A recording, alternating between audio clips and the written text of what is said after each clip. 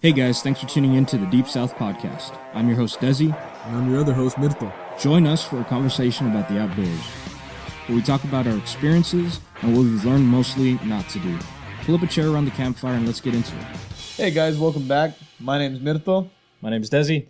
And this is the Deep South Podcast, where we talk about everything and anything outdoorsy and, A little bit here in between. a little bit, a little something extra from time to time. But today we're talking about outdoorsy stuff. Yep. Yeah. What specifically are we talking about today, Des?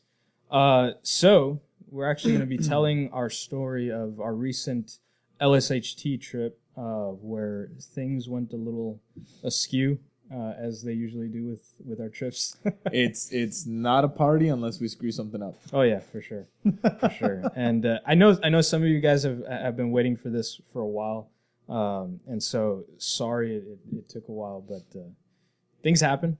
Yep. And but we're here, and we're ready to tell our story. Oh yeah. So I think that we should tell our story from the beginning. Always start from the beginning. I mean, it's the only way to tell a story. So in the beginning was the word. Not that far back. Okay. So I'm talking about the beginning of the trip, okay. which was supposed to be on a Friday, if I remember correctly. Yeah. Right? We took Friday. No, we took Thursday. Thursday off. Oh, I took Thursday and Friday off, Mm-hmm. and Saturday. Yep. So we had initially planned on leaving at like noon or something like that, Yeah. but we ended up having conflict of scheduling Yes. because we did an interview on that same day. Let's not say who yet. Okay, no, I won't say who, but we had an interview on that same day, and we were more than happy to do it. We wanted to do it, of course, we enjoy doing these interviews, and we hope to have more in the future. But we were kind of crunched for time. Yeah. Which is not to say we didn't do our best. Yeah. Because we never do our best. But we did the interview, and we ended up leaving a lot later, and decided to stay in Corpus, where our good buddy Charlie had been living for a while. And so just getting there was in and of itself a story. Oh yeah. I mean, and then the shenanigans that went on into the evening, and was that the first night there? That's the night where I got lost in his apartment. So yeah, our good buddy Charlie, great guy. Which hopefully he'll join us here on the podcast soon. But yeah, he was nice enough to let us stay at his apartment on our way to the Lone Star Hiking Trail. Yep. Because it is quite a ways for us. It's about an 8-hour drive, and we left at like 6, yeah, 7. So yeah, we tried to do the smart thing and not drive the whole way all night. For the record, I want to say that I feel like all the decisions that we made on this trip, just right off the bat, because there was a lot of things that kind of happened, but we really stopped and thought about every little decision we had to make, and I feel like every single one of them was the right one. I just want to say that off the bat. I can agree with that. I think, with the exception of one decision that I guess didn't make, that not that I regret, but I wish I would have made that right decision. Right. Which was before leaving. I had this plan that I was going to print out all of the maps for the LSHT, right, get them laminated, and clip them to the front of my backpack. Right. And I think you ended up doing that afterward. I did. I halfway did it. So I printed out all the maps, and I have them there in order, but I haven't laminated them. Okay. Okay. But the way we laminate things at work is we get some clear tape. Oh, there you go. Yeah. We just Best put it way down. to do it. Yeah. So that was my plan to do that for before we had started the trip. But I just with the interview coming up suddenly and all that, I never it slipped my mind. Right. And I guess that's one thing that I wish I would have done. Only because number one, peace of mind. Because I wouldn't say we were necessarily lost. Well, hold on now. Let's not give too much away because Okay, we're yeah, still yeah. at Charlie's house. That's true. But of course, this wouldn't be a Deep South podcast without a little bit of divergence. Yes. So we end up at Charlie's, Yes. and I drank a good amount of soda and water throughout the trip. That, of course, in the middle of the night, nature calls. Oh yeah. And it would happen when I'm not at home. Because I tell you what, when I'm at home, I sleep through the night. There's no waking up. Nothing whatsoever. But I'm sleeping on the couch at Charlie's and suddenly I'm a racehorse. Okay? And I've got to go. So I wake up and I'm so disoriented. And Charlie Charlie lives or was living in like a college apartment. Yeah. You know, so it was 2 rooms, and each room had its own bathroom, but One room was locked. yeah, one room was vacant, so they keep it locked. Nobody And- has the key. Right. And it was just one of those where I didn't know what to do. I didn't want to wake up Charlie, and I also didn't know where the hell I was. So I just I was like looking around everywhere, and I was like, what do I do? What do I do? And I honestly thought about peeing in a bottle. We had water bottles. I was going to Yeah. empty one. I was going to do it. I remember waking up because I'm hearing rustling and stuff. Oh, and then I stubbed And- my toe. Was that what happened? That's what happened. Yeah. So the stubbing of my toe on his what is it called? Island? Not the island. It was on the actual chair. Yeah. The counter chair, you know, that sits right in the bar stool chair. There you go. If you want to call it that. Yeah. I stubbed my toe on it, and that's when you woke up. Yeah, and so I remember waking up, and you know, same as you, I wake up in somewhat of a daze, you know, because I'm just trying to get my night's sleep, and Tito's over here, you know, like a bull in a china shop, I mean, and yeah. and so I wake up, I'm like, dude, you okay? And you're like, I'm trying to find the bathroom. No, I believe my exact words were, I really have to pee. I don't know where to go. Yes, that's right.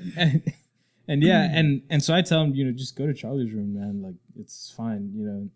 To which again I respond, "Are you? I don't want to wake him up." Yeah, so eventually you end up just going. So yeah, I finally go in there and I finally use the restroom. I don't wake him up at all, thank God. Yeah, Charlie's He's not the heaviest of sleepers, but pretty decent. yeah. Yeah, pretty good. Pretty Yeah. good at sleeping through things.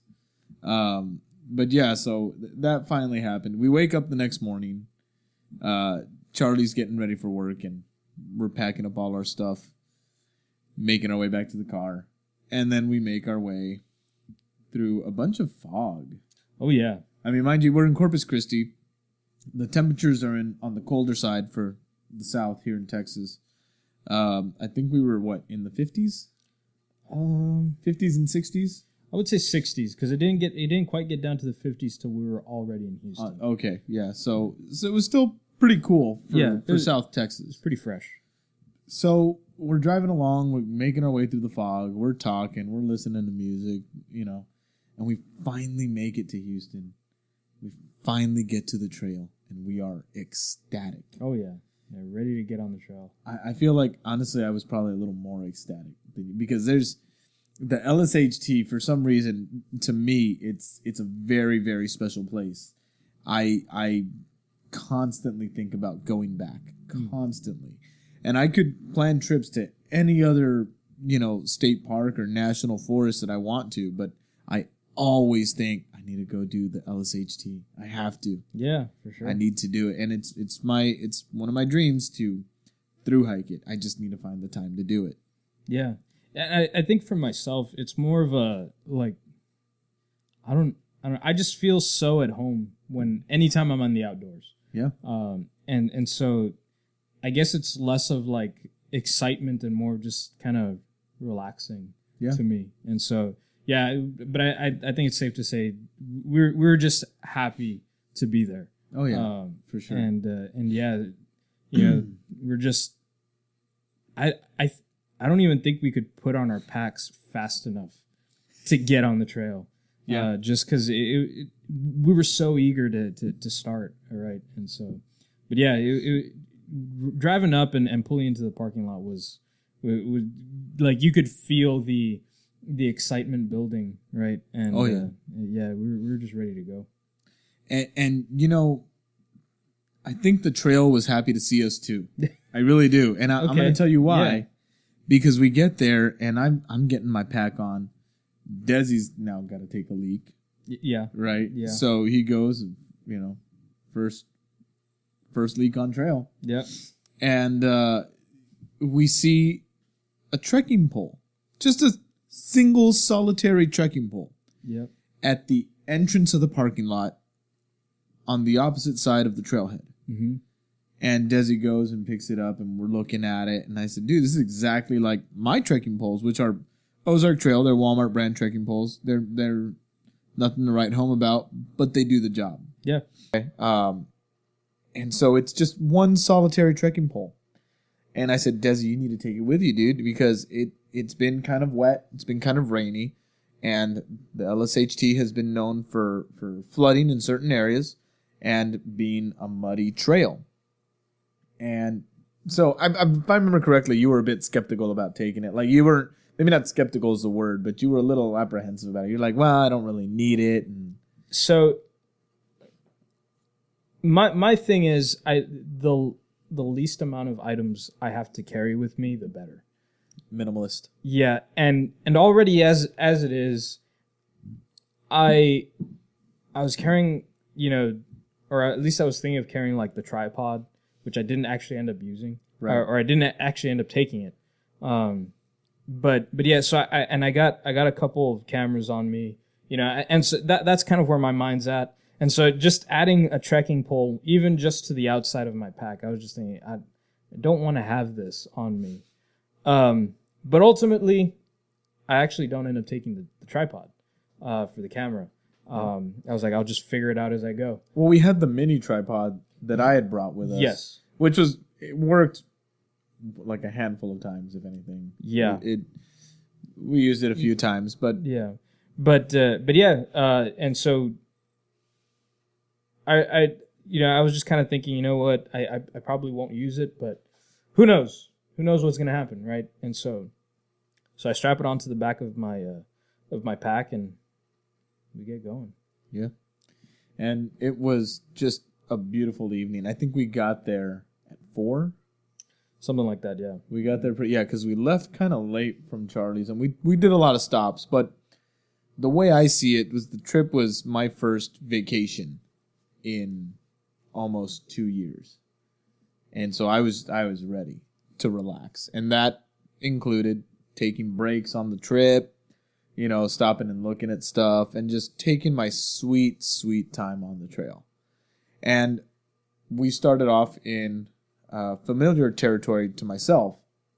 We decided to do a section hike of the wilderness section, which is Trailhead 1 to, Trailhead 3. Yep. And it didn't start off as it was going to be a section hike. We were planning on going to the place where we first got lost in the Lone Star hiking trail on the Sam Houston National Forest. And we were going to make camp there and then maybe hike some more the next day, maybe just head back. But when I first did that trail with my wife, we only made it 2 miles in and then 2 miles out. I've mentioned this several times before. I'm sure you've all heard this.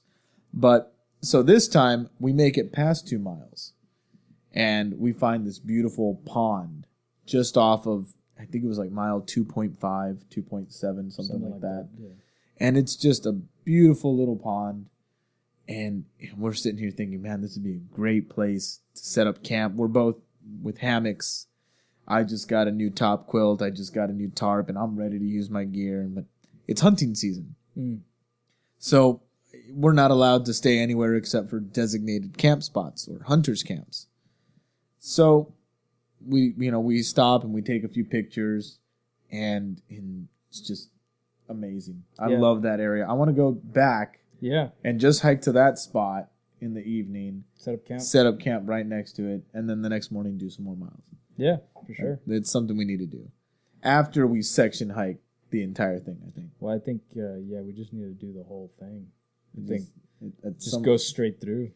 Well, we were both hurting pretty bad at the end of this one. But, Yeah. and again, We'll get to that. yeah, we won't, no spoilers. But, so, after we find that pond, we start walking some more, and we come across, I think at about mile 5 point something, we find these yellow, Orange. the orange tags of some sort.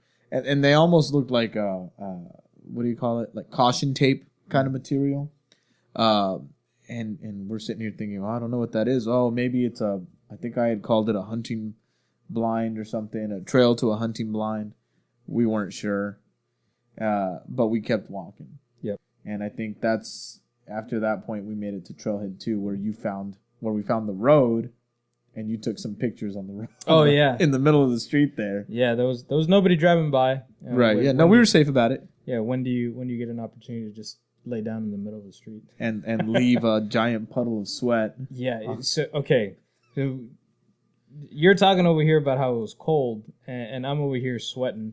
But I think you started sweating as well. I started sweating, but because I wasn't wearing this. I was wearing my 511. Mm-hmm. And this is a light. It's more like a t-shirt. I would say. It's Long just sleeve. I think the proper term is it's like a sun shirt. Like it's made to protect you from the UV rays and whatnot, but it's also there to be nice and cool, so you're not burning up like wearing a full-on hoodie. Yeah. But yeah, so I was wearing something like this and my puffy jacket because I don't like cold weather. I love it, by the way. I didn't put on a jacket till the end. I think we were already in the car heading back home when I finally put on a jacket. Yeah. But yeah, no, I love cold weather. It feels like home to me. And so yeah, I was just, I think I was wearing a shirt kind of like this one, a blue one, but it was a short sleeve shirt. I can't remember, but yeah, I think you're right. Yeah. Yeah, it was like a blue shirt, short sleeve, and I was just fine. Was it your Wrangler shirt? Yeah. Yeah. It was Okay. the blue one. But yeah, so we get to the to about was it the second trailhead?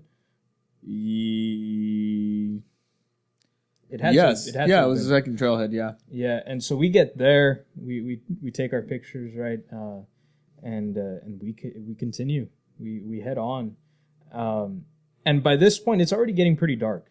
Oh yeah. It's the sun's starting to come down. It's about 5:30. Yeah, around there. And it was the winter solstice, wasn't it? It was. Yes. And so the first trip we went, it was actually the summer solstice. The first time we went to the LSHT. Yeah. Summer solstice 2020. Yeah. Right? And yes. And that was the trip where we got lost. Charlie was with us. Yeah, and it ended up working in our favor that it was the summer solstice because we got some extra daylight. Yes. And so I think it didn't get dark till about 9 o'clock at night that night, which was It was pretty late. yeah, and it was we were lost. We ended up stumbling upon a campsite, Yeah. and so we had some daylight to set up camp. Well, this trip. It was quite the opposite. It was the or the winter solstice. I'm sorry. Yeah. So it gets darker earlier. So at about 5:30, it was already starting to get dark. Yeah. And we were nowhere near a hunter's camp yet. No. And in retrospect, we end up, looking back at these scenarios we were put in, that we put ourselves in. Yeah. and realize that those caution tape tags were actually designated camping spots. It was a hunter's camp. It was a hunter's camp. Yeah. So it was either turn back about 4 miles through unfamiliar territory in the dark, or press forward.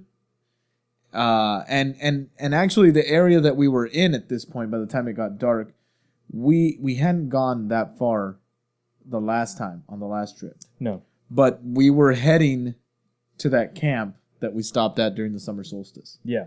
And we were expecting it to be a lot closer than it was. Yeah. And just because I read the map wrong. I took us in the right direction. Yeah. I'm not good with distance, apparently. I think so. We took the compass this time. We did. We had water, we had the compass, and we had a map on camera. Really, on my phone rather. The Screenshot of the map, and that was doing pretty good for us. I think just the next trip we go, just to be safe, we need to take a class on how to read maps. Now, I think you know what? I'm gonna go for broke, and I'm just gonna buy a Garmin InReach. There you go. And that has GPS maps. Okay, instead of using my phone, because I used All Trails while we were there, so I have a record of every mile we put in. Except we didn't have service majority of the time. But the good thing about these Garmin InReach is that they will actually always work. Yeah, they'll always work. It doesn't matter, and I can even text from it. Yep. But you gotta pay a fee. So you gotta pay like $400 for the InReach, and then you gotta pay a membership fee or something like that. But I if I remember correctly, you can pay for a certain amount of time and then cancel it, and you know, and then you're gonna go out again when you pay for another bit of time, which isn't bad. But that aside, I think that's what I'm gonna do next time. However, before we go on, I think now would be a good time to stop for a word from our sponsor. Yeah, definitely. So we'll come back and continue our story. Which, frankly, we're about halfway done there. I think we are about halfway done. Yeah, so it's a good time for our sponsor, whoever that sponsor is, to come and do some sponsoring. We'll see you guys in a bit. Hey guys, just to interject real quick and tell you guys about our sponsor, Anchor. Yeah, we've been using Anchor, since we got started with this, and we love it.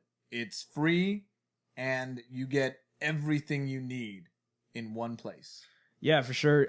You can record, edit from your phone or laptop, and especially for us, kind of starting out recently, it's just been a really good way to get started. Makes it very easy, very simple. It's just all around great app. Oh yeah, and I mean Anchor helps you out so much. They're your first sponsor, and I mean you get paid with no minimum listenership. Yeah, you first episode right out the gate, you could start getting paid for sure, and they even help you put the podcast on, Spotify, Apple Podcasts, and whatever other places you're listening to podcasts on. I'm sure they go as far as that. So yeah, it's just this great place where everything's kind of all in this one easy to use app. I feel like you're spreading a little too thick there. It's a great app. Download it now or go to anchor.fm to get started. You gonna do the thing here? It's on. You just gotta hit start.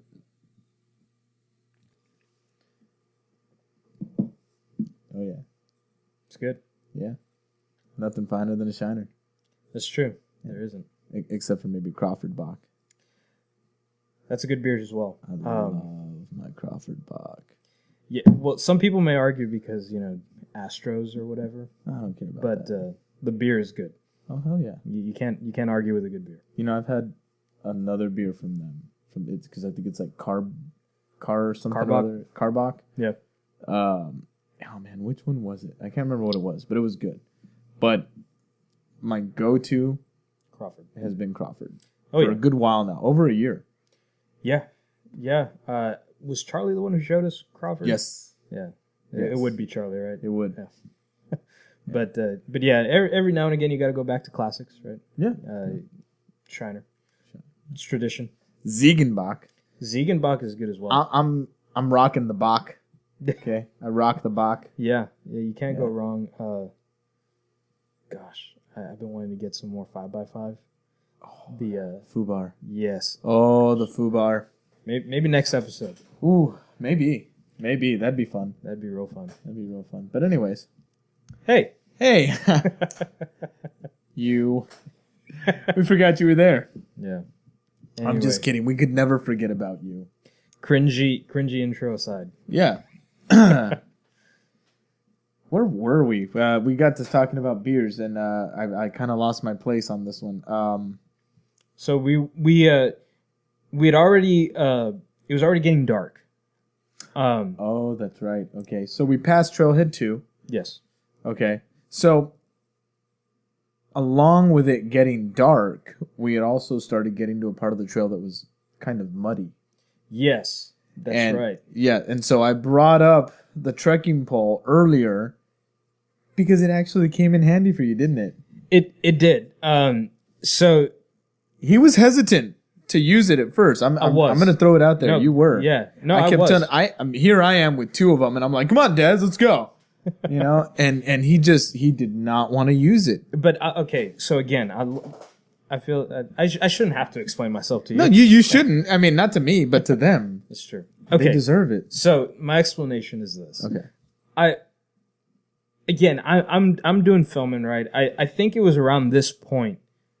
No, it isn't, because it's a little after this point. Yeah, it's a little after this point. But so I'm still recording, right? I'm trying to make a video for you guys, right, to watch. Because we love you. Yeah, of course. You're the reason this all is continuing to happen, right? Mm-hmm. And so I'm recording, and so to have a camera in one hand, a trekking pole in another, I don't know. It's a bit too much for me personally. I get it. I don't like having a bunch of things in my hands, right?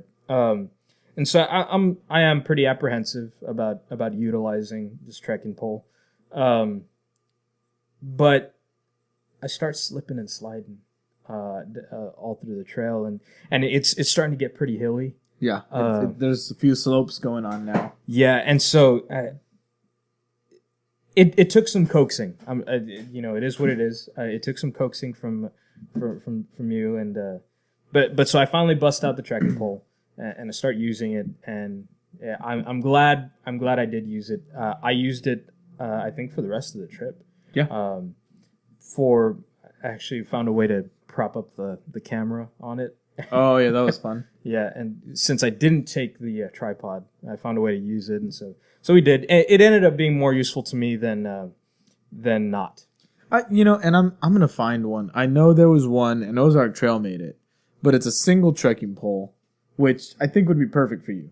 Yep. You're more of a walking stick kind of guy, if at all. Yeah. So I think a single trekking pole will be good for you. But they have one that it has like this mount on the very top, and it's not like one of those where you screw in the hook and then you can put your It's more like it's a rubber band kind of deal. Oh, okay. Yeah, almost like a hair tie, and a little back to hold the phone up, and you just loop it over there so it stays in place. Nice. It's not the best thing in the world, but I mean, something. Yeah, and it works pretty well. It when you can get it to do it, because I tried messing with it at the store. So, and I was there. I'm the only idiot in the camping section looking at trekking poles. And I don't even record. Yeah. I was just looking at it. I was like, oh, this is interesting. But anyways, they sell one of those. I think I'm for your birthday or Christmas, one of those. I'm going to find one, and that's what you're getting. My birthday's Spoilers. coming up next. Well, this is true. Valentine's Day is coming up. Ooh. Yeah. I've already got you a Valentine's Day gift, Des. We won't get into that, though. That's personal. But yeah, so you bust out the trekking pole, and it helps you. For sure. Yeah. Yeah, I have no problems admitting. I'm glad you recommended that I take it, and I really did. I ended up using it the entire rest of the trip. Yeah. It really did help, and it's made me rethink my choices of carrying or not carrying a trekking pole. So yeah, I'm thanks to you for recommending that. It really did help. No worries. I personally like to have two trekking poles, but I don't constantly have a camera in my hand because I'm not the videographer. That's you. I'm the spunky, funny commentator. There you go. But I like to have both trekking poles. To me, and I know it sounds silly, it's like putting flames on the side of your shoes or something like that. Flame stickers on your shoes, and I can run real fast because of these. But I always feel like it gives me an extra little boost, and it's not so much like a speed boost. It's more like just because of the mechanics of having the trekking pole, I always feel like it's pushing me forward a little more, and so it gives me a little more energy, I guess, is the best way to put it. It makes me feel like I'm being a little more productive. Yeah. So whether it's a placebo effect or it's actually doing something, I don't know, but it works for me, and that's all that matters when it comes to gear. If it works for you, do it. Yeah. If it ain't broke, don't fix it. For sure. So we go through this section of the trail now, and we're probably at about mile 6. Yeah. And it's dark. Was it mile 6 or was it? Was it mile 6 or 7? No, because 7 is where the hunter's camp was. So we were actually, this was further back then. This was like mile 4 or 5. I don't know. It's hard to remember now. It is. We should have honestly done this video right after the trail, but we were tired. Yeah. We were all sorts of tired. But yeah, no, it might have been mile 6. That sounds about right. And yeah, it's pretty dark already. I've already decided, you know what, there's no point in filming anymore. You can't see anything. You can't. The cameras I was using aren't made for Night dark, vision. Yeah, for the dark. They just look really bad.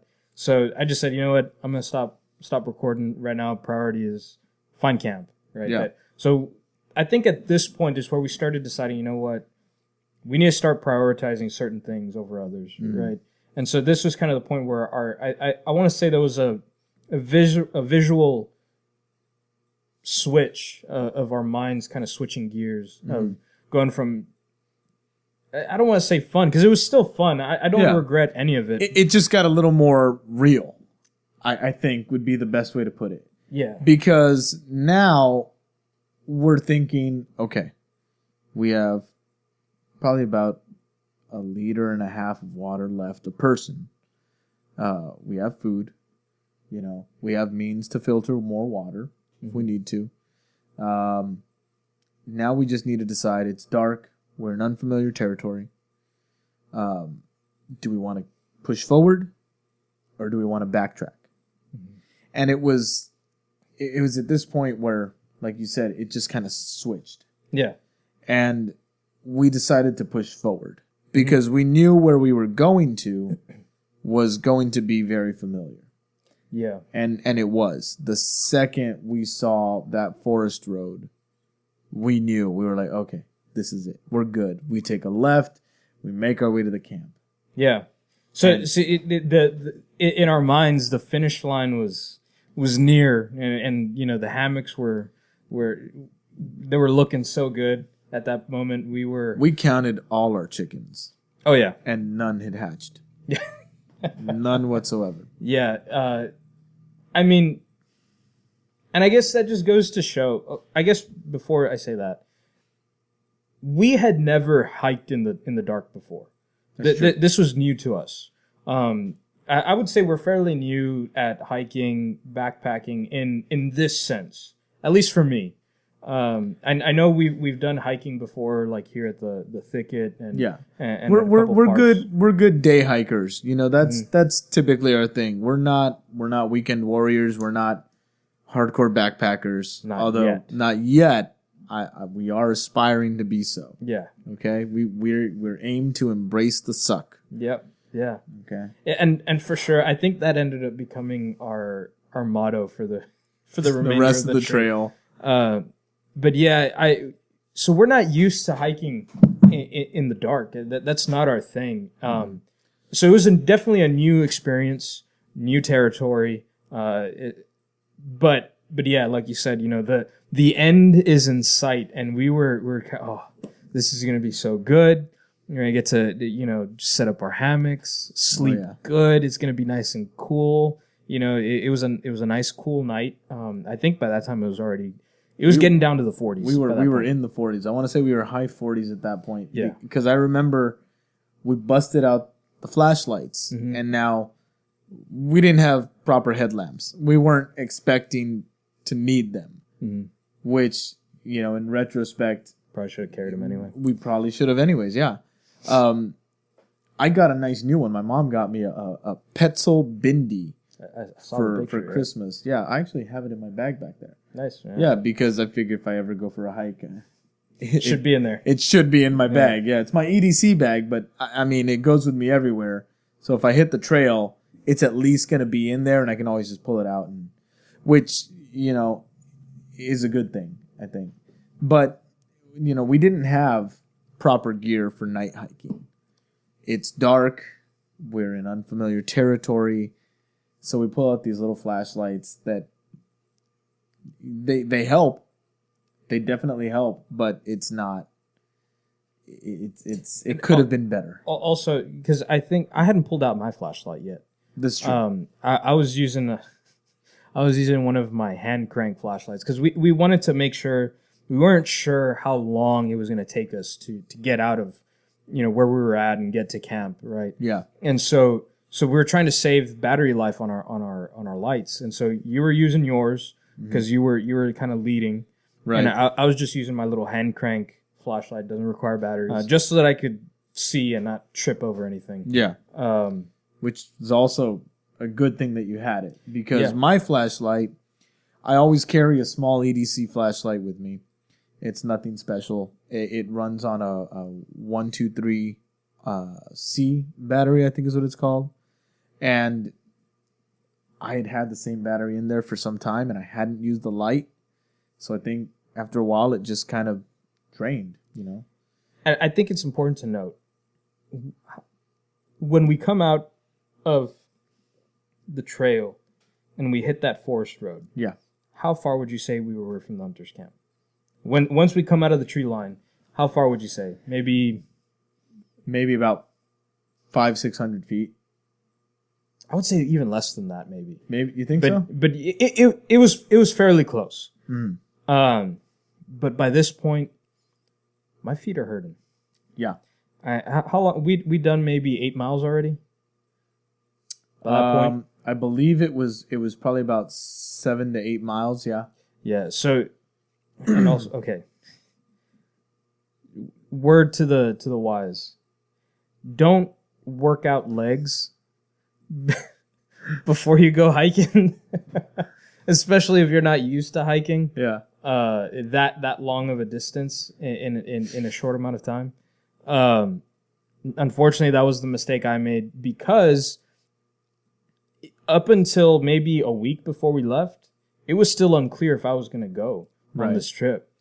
Me personally, I know you were going to go anyway. Yeah. When you said you probably weren't going to make it, I started making plans with my wife, and she was going to come with me on this endeavor. And I'm actually, because of the circumstances we ended up in, I'm grateful that she didn't go. Yes, my wife was supposed to go as well with us. And yeah, looking back on it, I'm glad they weren't with us. And just to clarify, we love having our wives along with us anytime. For sure. But they're less experienced than we are. Which is not saying much. Yeah, it doesn't doesn't say much at all. They're complete noobs, where we're mediocre. We're experienced noobs. We're experienced noobs, which it's still Again, just not a saying noob. much. Yeah. But no, I'm glad they weren't there, just for the sake of, you know, not having to put them through that uncertainty. Yeah, and also we were tired. Yeah, for You sure. know, we're two grown men that have endured, manual labor for the most of our young-ish lives. More young so for you, more ish for me. But and we were hurting. Yeah. And that's because I run up and down stairs all day, every day, grabbing parts in the warehouse and stuff like that. It's something I'm used to. But this trail is a whole nother animal. It's not my warehouse. And so this was kind of where all that started. Like I said, my legs were hurting, my feet were hurting, and this is kind of where we started. Okay, remember, embrace the suck, right? We kind of started telling ourselves this. We started saying embrace the suck a lot. We started referencing Letterkenny a lot. Yeah. Like a lot. Yeah.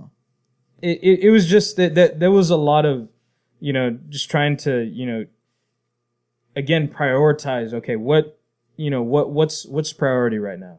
And at that moment it was getting to camp. So it's like, look, just embrace the suck, get to camp. Right. And so, yeah, I would say we were closer than 500 to 600 feet, but yeah, it was far enough away that you could feel it. Yeah. But it was close enough that you could see it. Yes. So, True. So we end up walking up to camp.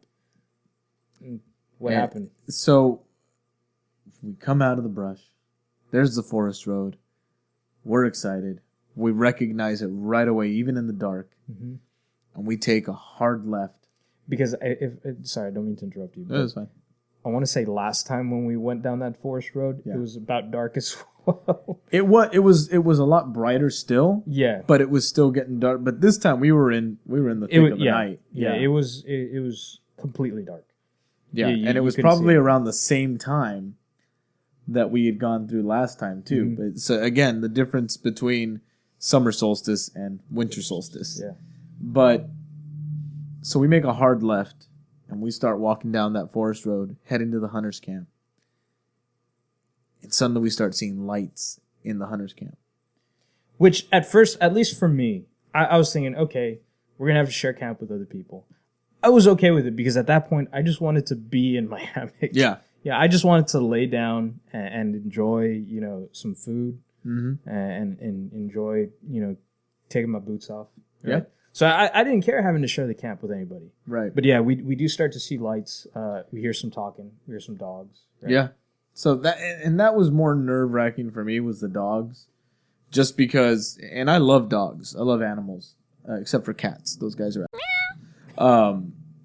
but I do. I love dogs. I love animals. But I'm not always certain about other people's animals, because you never know how other people, raise their pets, how they train them, and dogs start barking because they're alerting their family, and that's good. That's good. You want that, but it's also a little nerve-wracking when you're walking up and you see this, four-legged, creature with, muscle and just baring its teeth at you. And, if it jumps you, you're not going to get back up that easily, especially when you're tired. Yeah. So, the dogs weren't a problem to me. I felt safer with them around. And I think at that moment, the people were more a problem than the dogs. yeah. So, we, dogs aside, we get in there, and there's I don't remember if it was one guy or two guys, but there was definitely one guy, and he was the one, I guess I'm assuming he was in charge. Yeah. But he was there with his family. Family, yeah. It looked like, his wife, their kids, maybe another couple or something. Yeah. But there was I feel like there was more females than there were men at this point. So I can understand why he wouldn't want to share camp with us. But for sure, really, we were just so tired. We just wanted to sit back, and we said, well, I see y'all have set up camp. I don't suppose you could spare some room, or at least let us, sit for a while. We've been hiking for a few hours now, and we're pretty tired. And again, I get it. It was just, it sucked at the moment. Yeah, for sure. But the guy turns to me and to Desi, and he says, well, if you keep walking up about a quarter mile that way, there's a pretty good spot there. And I was like, well, why didn't you go there? Why? Yeah. Why? Okay. So, of course, we didn't argue because, again, they were there first, and there was, women and children, and we get it. We're two scruffy-looking dudes coming out of the woods. Yeah. And we're not, we're not the prettiest things to look at. So, well, you are, but. Yeah. So, we decide, okay, fine. So we make our way a little bit. We pass a quarter of a mile. And we realize there's nothing there. There's nothing for us to do. No. So we stopped, drank some more water, and we started really thinking about our next move.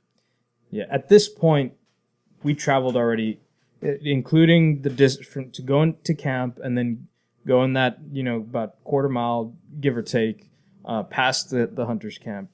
At that point, I think when we look back at the map, we'd already traveled, about almost 9 miles. Almost. Well, I think it was 8 because at the end... It was about 8.5. 8.5, yeah, because at the end we did about 10 miles. We did another 2 miles after that. So yeah, it was about 8 and change.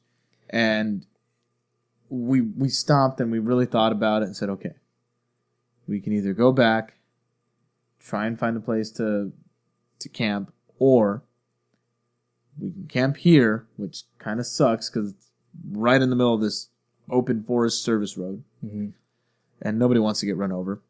Yeah. And,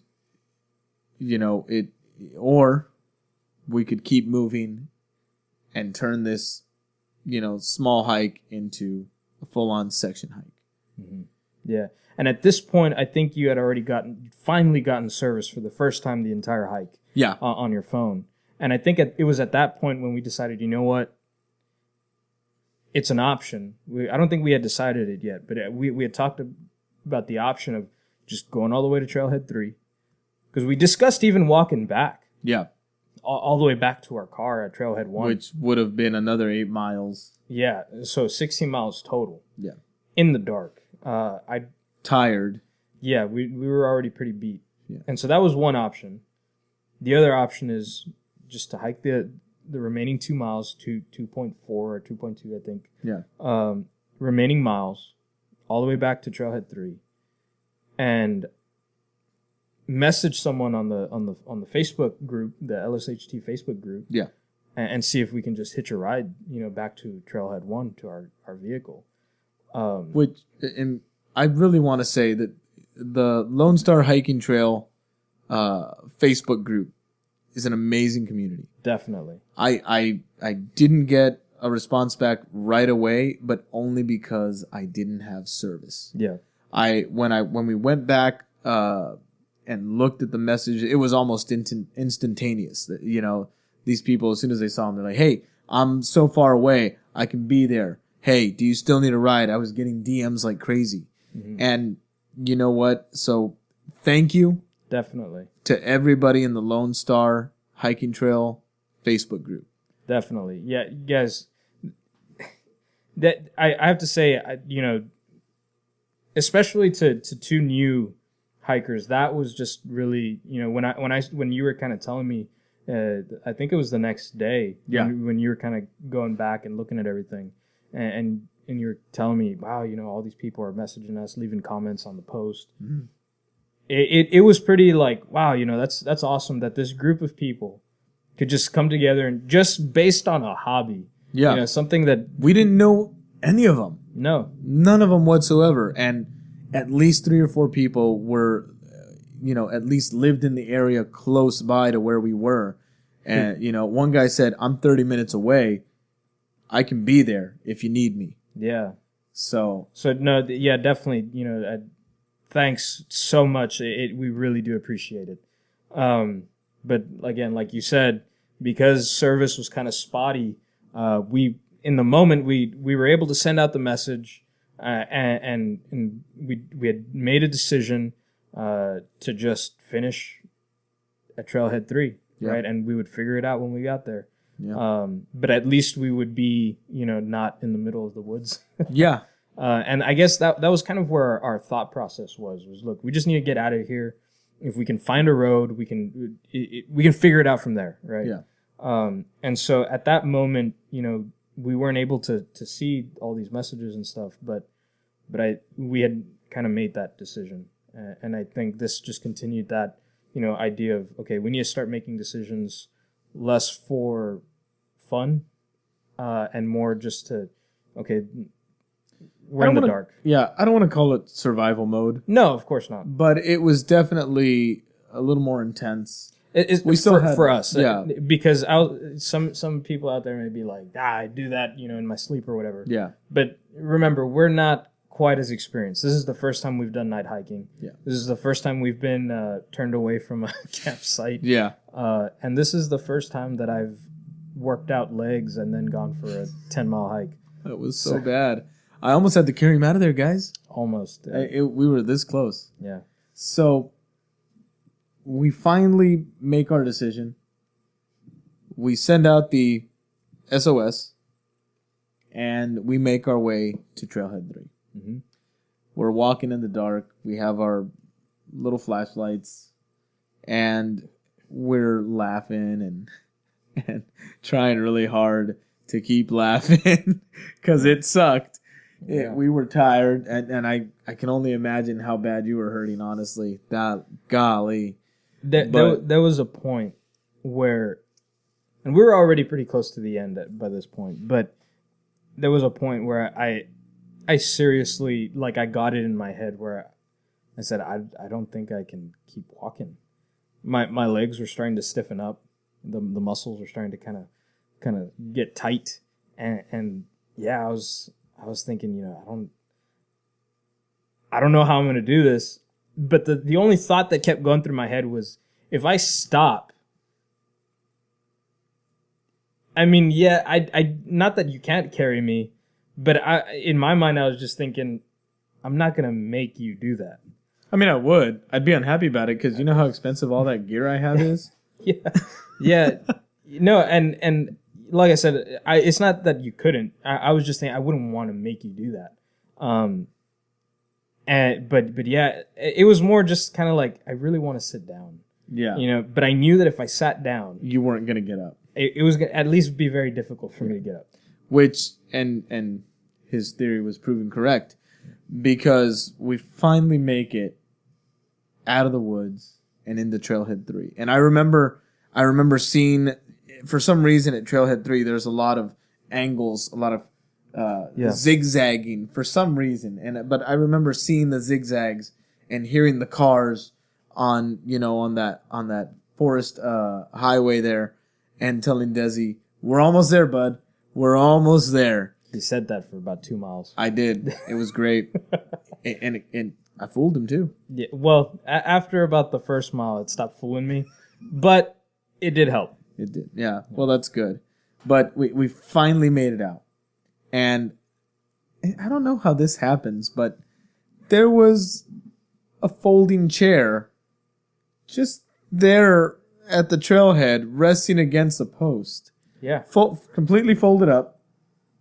And Desi sees it before I do. And I guess it's like one of those things where, a starving man instantly sees food, kind of thing. Is like everything else in the room, but automatically to food. So, yeah, he sees this folding chair, and I see the road. And Desi's like, "Hey, Tito, I found a chair." And I said, "Well, sit down." But he said, "No, you need to sit down because I'm old." Yeah. And I said, "No, brother, you're the one that worked your legs out, dude, before coming on this trip. You sit down, take a seat.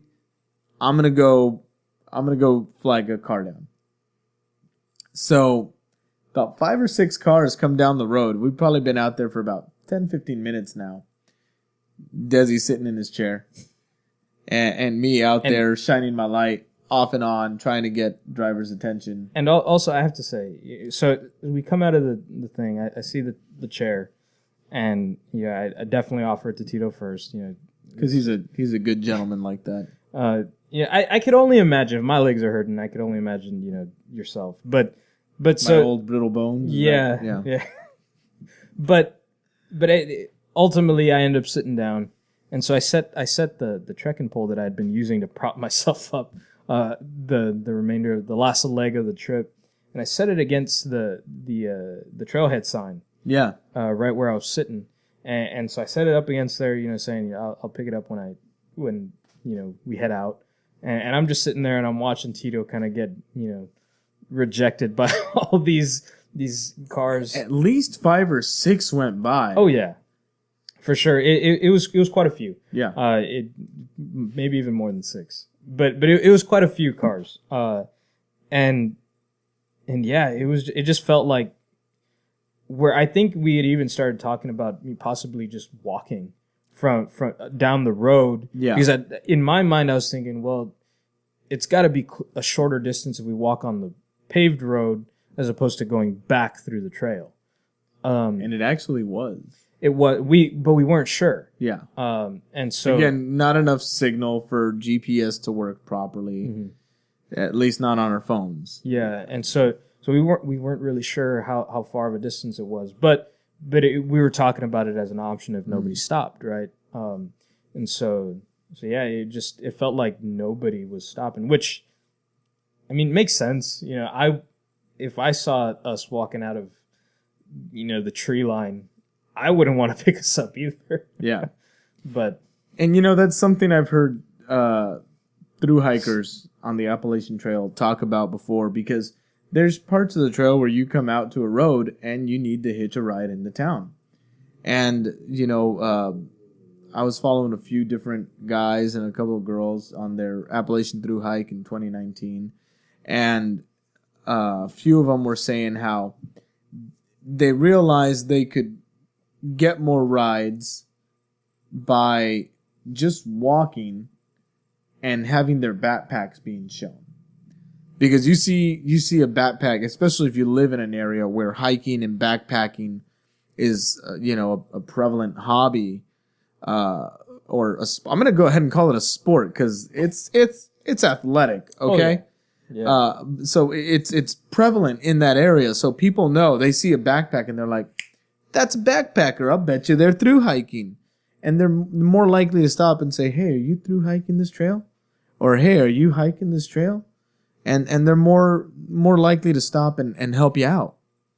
So that was my mistake. Is I had taken my backpack off. After 10 miles, it was starting to get pretty heavy. So I took it off and I put it on the floor next to me, and I just started trying to flag people down, to no avail, until Jason appeared. Get it, Jason. Get it, Jason. So this was just a completely different mood now. This young man drives up in what looked like a Jeep or an old Bronco or something. It was an older vehicle. It was a Toyota. I know that. Okay, so it's probably a 4Runner, yeah, or an old RAV4, something. But yeah, he pulls up and turns around, and I'm so excited. And he says, "Are you all right?" And I said, "Yeah, man. We just I told him what happened. We got rejected from the camp. We made a decision to keep walking, and we needed to get back to Trailhead 1, where my car was parked." And he says, "Okay, hold on a minute. Let me pull up over here."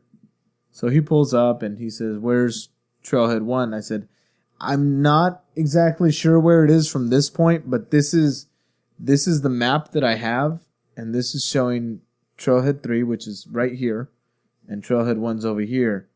And he's reading it, and he says, "Oh, yeah, I know where that is. That's off of whatever road. I don't remember the road." But he says, "Yeah, I know where that is." He says, "Yeah, I can take you." And I said, "Awesome, thank you. Let me call my buddy." And I turned around and I yelled, Dez, come on, let's go." And it was like Charlie and the Chocolate Factory, where Grandpa Joe jumps out of the bed and starts kicking his heels left and right after not being able to walk for God knows how long. There was definitely some rejuvenation to know that I would get a car ride. Yeah. Because you got up in a hurry. Yeah. So I felt bad for Jason, because this kid, he's just pulling over to help out a couple hikers. Yeah. When he definitely didn't need to. He did not need to do that at all, but he did. And so, Jason, you may never, ever watch this, ever in your life. But if you are, and to the people who do watch this, and if you do somehow know Jason, I wish we knew his last name. We neglected to ask him that. Yeah, but I felt like it might have been a little weird for two random guys to just be like, "Hey, what's your name?" "Jason." What's your last name? So, What's your... Especially if we did it in unison like that, it would have just been... all sorts of creepy. Yeah, so... But if you do ever watch this, or if anybody happens to know Jason, tell him thank you, or Jason, thank you so much, man. That made our entire trip. For sure. Seriously. For sure. That and that meme that somebody posted on the. Oh yeah. Well, I'll dive into that a little deeper later because that was just funny. But so he ends up taking us in his Toyota, whatever it was. It was a vehicle. It was a That was all vehicle. that mattered. It had 4 wheels. Yeah. And 4 doors.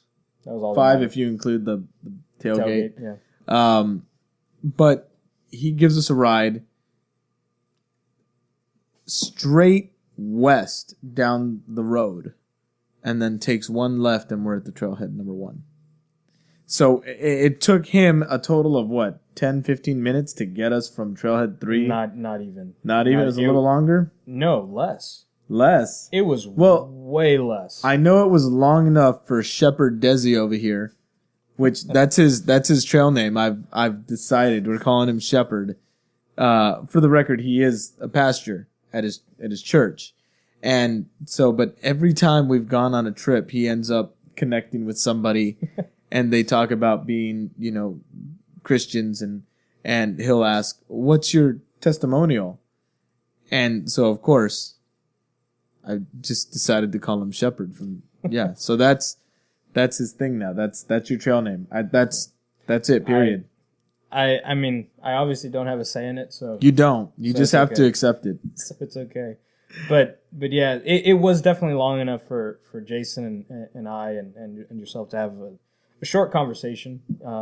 But yeah, no, I wouldn't say it was 10, 15 minutes. I would say maybe anywhere from 5 to 7 minute drive. It's possible. I was too tired to really know. Yeah, so. but it wasn't that long because I remember when we looked back, I think we had checked the mileage and we saw it would have taken us maybe It probably would have hour? taken us an hour. Yeah, an extra hour of walking on solid road, though. which wouldn't have been preferable, but was much more doable yeah, than to go all the way back.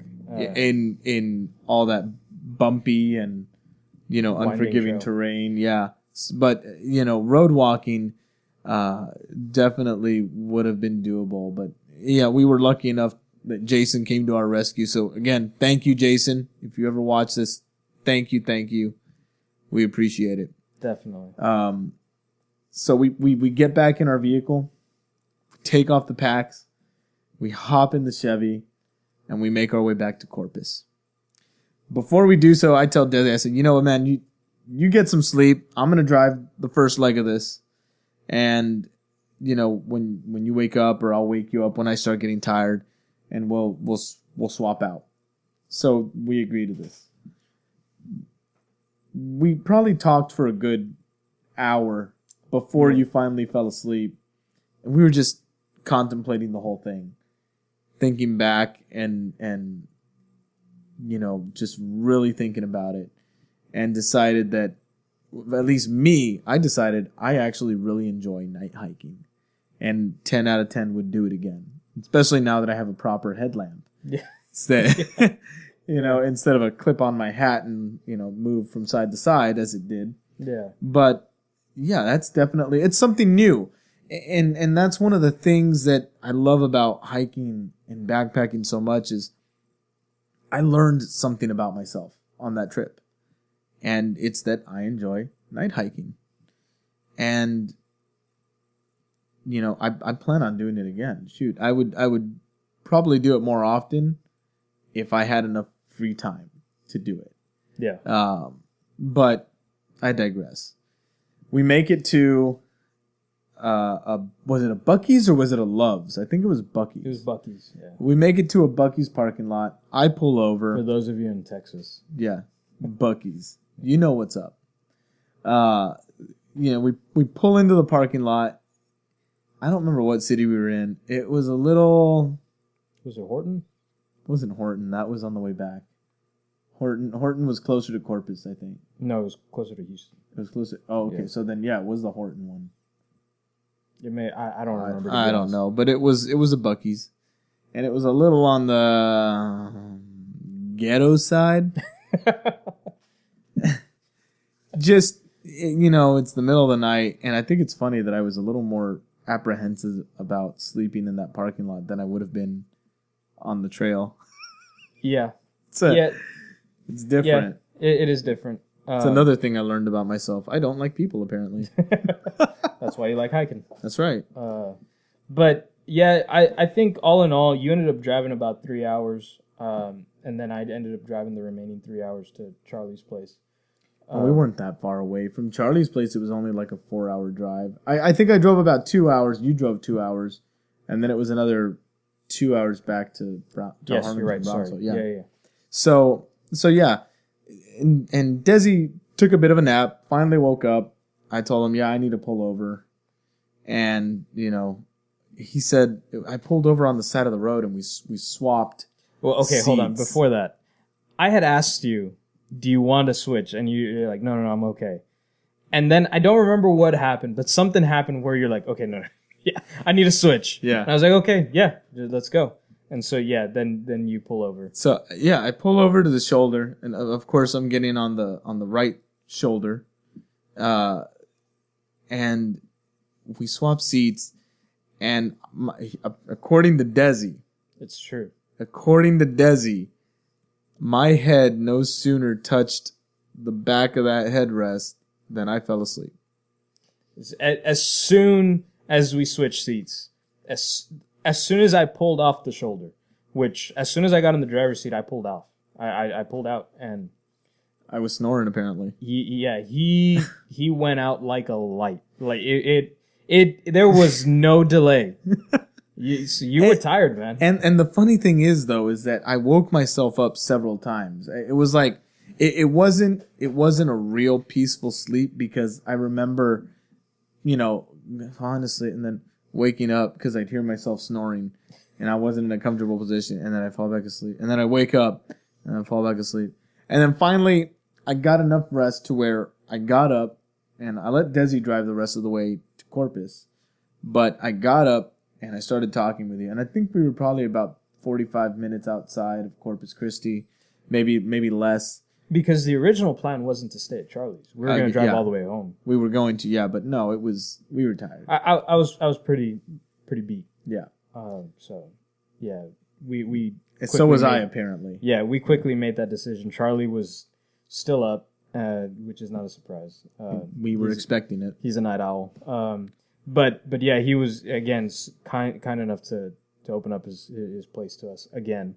So thank you, Charlie. We know you're gonna watch this. Yes, yeah, because you're that guy. Yeah, he's a good friend like that. Very good friend. So thank you again, Charlie. We've already thanked you several times. I know it, but thank you for lending your couch and your floor to us. Which apparently the floor was more comfortable than the couch. Oh my God, Charlie, I hated your couch. Thank God it stayed with the dorm. Yeah. It was not comfortable. Anyways, I digress. We make it to Charlie's. We sleep. We watched the end of a movie. I don't remember what movie it was. I think it was The Last Kingdom. Yeah, I don't know. I was falling asleep already. I stayed up for a little bit. But I had gotten that extra little kick. But, yeah. But yeah, we got there. We watched the end of that movie.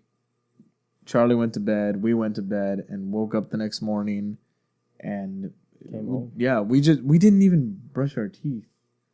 We brushed our teeth at the rest area. Yeah. Yes. No, but so the rest area is about an hour and some minutes away, and we stopped for breakfast. Charlie had to leave. He was in a hurry. He had to get to work.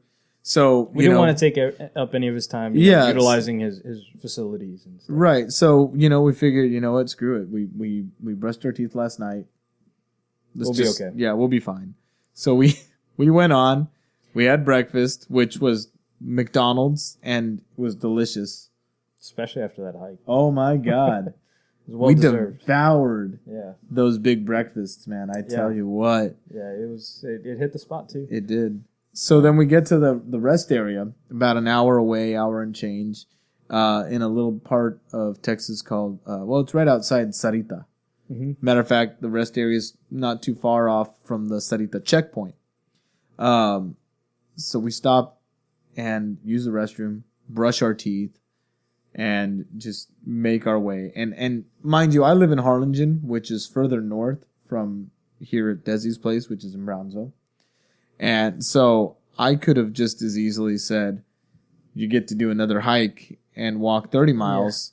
Except you back did home. have to pick up your wife. That's true. I did contemplate going for her later, but I was tired. Anyways. And also, I feel like we have to say, this morning that we woke up, we were having some trouble walking. It's true. All right, and then Charlie lives up on the second story. Yep. And so to go up and down those stairs was not easy.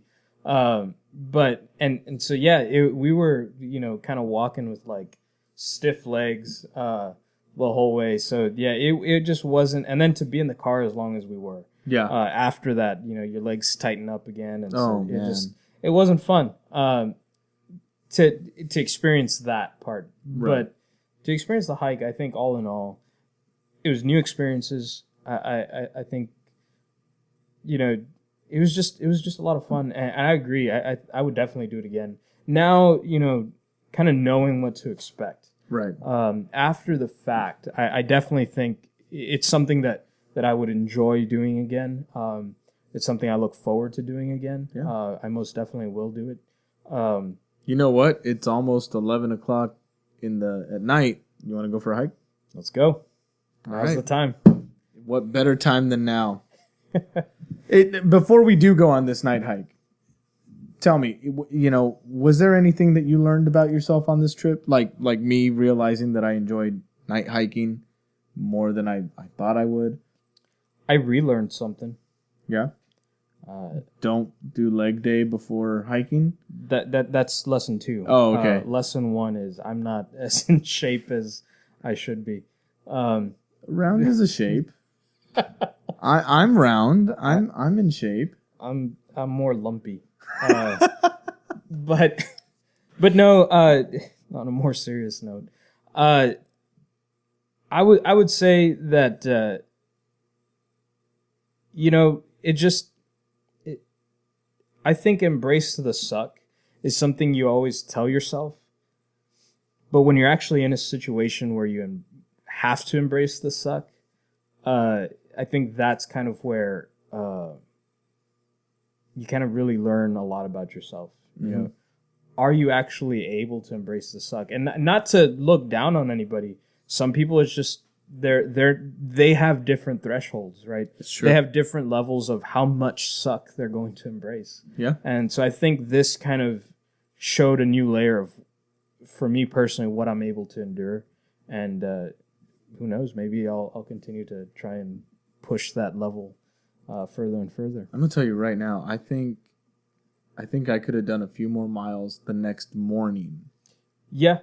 I think doing a couple more miles actually would have loosened up my legs. Oh yeah. And so I think I could have done that the next morning. Yeah. That same night, I think I needed to. Oh no, yeah, we should have stopped a long time before then. Yeah, but if we'd have done the whole 10 miles, camped out, and then did it again the next day, I think I could have gone a few more miles. Yeah. I don't know that I would have been able to complete an entire section, but I definitely would have been able to do a few more miles. Yeah, I totally agree. And so yeah, to answer your question, I think that was kind of something that I kind of learned where my threshold was at that moment, Right. and then kind of pushing past it. Mm-hmm. So I think that was really important, and I look forward to seeing kind of what my next level is, how much further I can go, and still be safe, right? Obviously, still be healthy about it, right? But to answer your question, I think that was it. And I'm assuming for you it was the. Yeah, for me it was honestly the night hiking, how much I enjoyed it, and really that's it. I mean I've always known I enjoy being in the outdoors, but I definitely think given the right equipment, I think it's something I definitely want to do again. So. On that note, I also want to say though before we go on our night hike, thank you to LSHT Trail Maintenance. Yes, you guys, man, it's the reason that we can travel through the beautiful forest that's there and do so at night because the trails are marked so well. Yes. In all honesty. Yeah, no, definitely looking out for those trailblazers, and especially the way they're canted so that we can know which way the trail's going. I mean, it was extremely helpful. It just so much appreciation for what you guys do. It makes me wish I lived closer so that I could help out, and I know you yourself too. Oh, definitely. And on that note, should you decide to pay it forward, make your way over to the Lone Star Hiking Trail Club.com, and on the homepage there's a little button on the bottom right that says donate. We're not sponsored in any way by the Lone Star Hiking Trail Club. They are completely what's the word, voluntary. All the work that they do, it comes from volunteers, and any money that goes to their cause goes to the trail. They've already helped put in new forest signs, new trail blazes, and cleared a bunch of different paths and built some nice new bridges. And all of this comes from the donations that people like myself. I donated $10 last month, and I plan on doing another $10 this month before it's over. But you don't have to spend $1 million on this. If you've got $2, donate $2. It helps the trail maintenance do their job, and that in turn helps you have a better time on the trail. So again, it's Lone Star Hiking Trail Club. It's either .com or .org. I think it's .com. Yeah, I'll put a link in the description of the YouTube video, as if you guys are watching us on YouTube, and if not, if you guys are listening on the podcast, just go over to our Facebook page, and it'll be on there. Yeah. So and really that's it. We want to say thank you. We want to encourage you to get outside, because that is the whole point of this podcast, is to encourage you to get outside. So with that, thanks for listening, and let's get the hell out of here. Let's go on a hike. Come on. Yep. See you guys later. Wait.